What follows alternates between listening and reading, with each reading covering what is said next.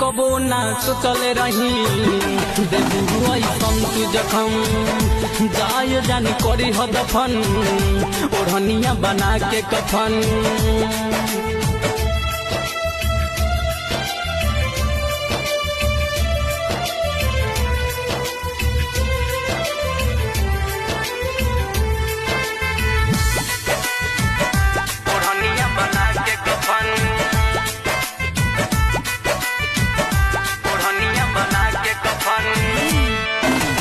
लागता तोहरा बिना ना जियब हो जहर जुदाई के करे जा पियब हो जहर जुदाई के करे जा पियब हो।